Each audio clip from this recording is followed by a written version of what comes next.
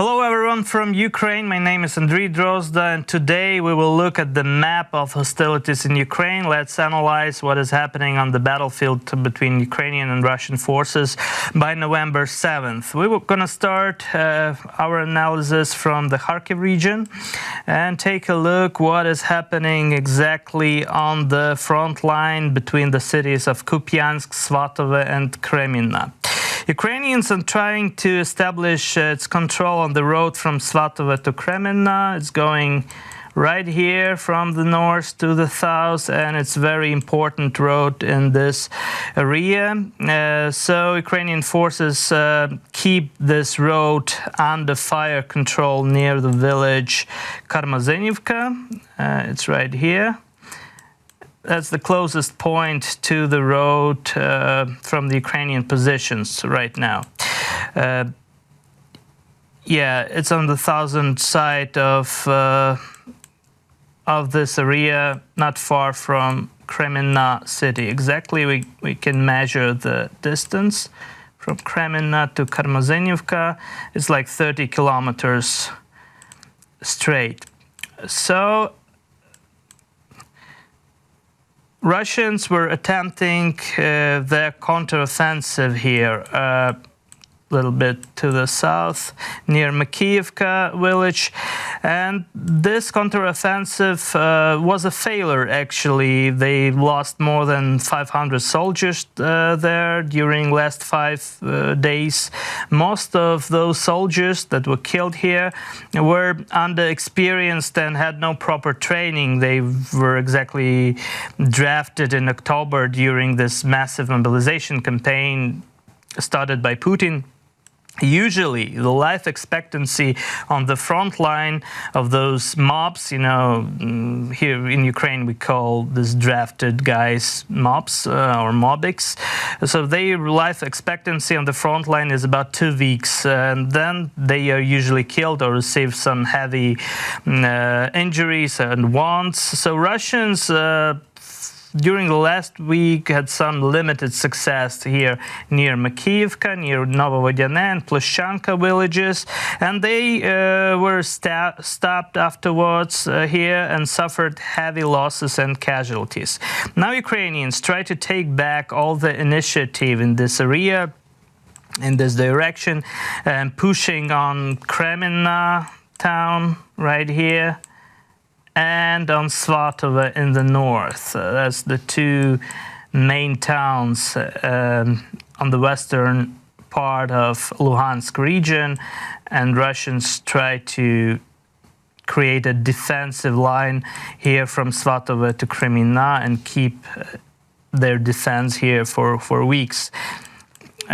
So a lot of Ukrainian artillery is involved here in the battles for Kreminna and Svatove, but right now Russians are more or less successful in their defensive strategy.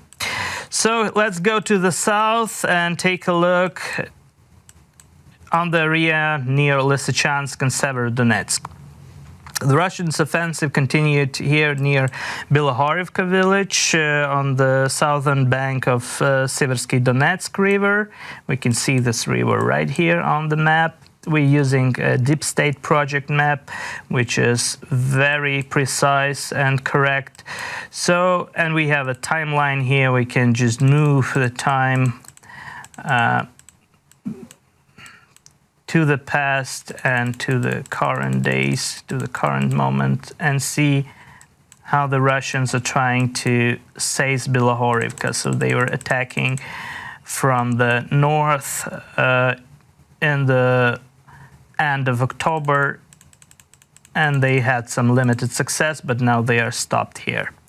So during the last 2 days, Russians weren't successful in this area, and it is reported by the Ukrainian General Staff that some 30 Chechen fighters from Kadyrov's battalion Akhmat were liquidated here in Lysychansk town after shelling by high-precision artillery. Probably HIMARS. It was probably HIMARS. It is not the first time, actually, that Kadyrov's unit suffered from this kind of weaponry. The previous case was in the end of October, and when more than 20 Kadyrov fighters were killed in the same way, by the same way, in the Kherson region near Kakhovka. So here we go to Bakhmut town, and Bakhmut town is very important on the eastern direction of the front line.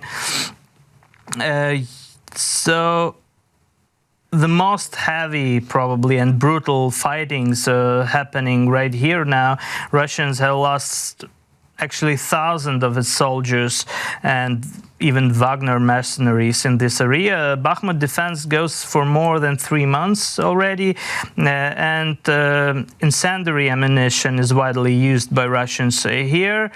So Russians do everything possible and even impossible to break through Ukrainian defense. We can watch the video of how this incendiary ammunition is used by Russians in the skies above the Bakhmut. Слухаем звук.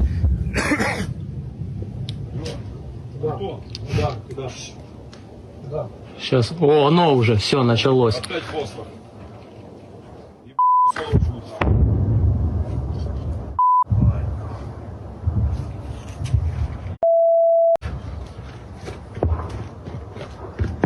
Я ж казав, що це фосфор. Я чувствую, сьогодні ночка буде.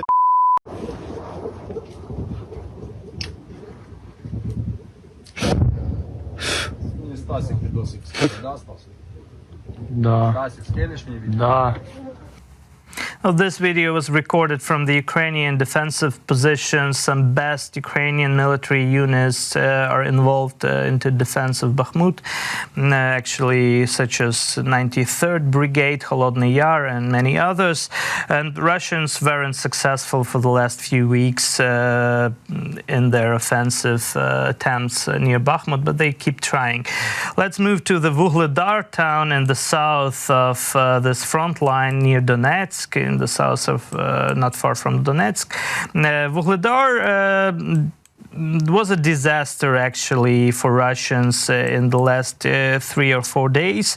They were attacking from the south, from the village Pavlivka, and in the first days of November, they had some success here. They have seized the southern part of Pavlivka, but then they had to run away. They were pushed back by Ukrainians, and actually they had lost here in Pavlivka actually hundreds and hundreds of men. They were killed in action, wounded and missed in action, and now this offensive has stopped, and Russian Marines from the 155th Brigade are openly complaining about their commanders here. They say that the whole operation was terribly planned, actually, and that's how it goes near Vuhledar, so their offensive attempts are stopped right now here. But Russians are very, very they are trying hard to seize Vuhledar and to attack the city. So let's move to Kherson in the end of our episode.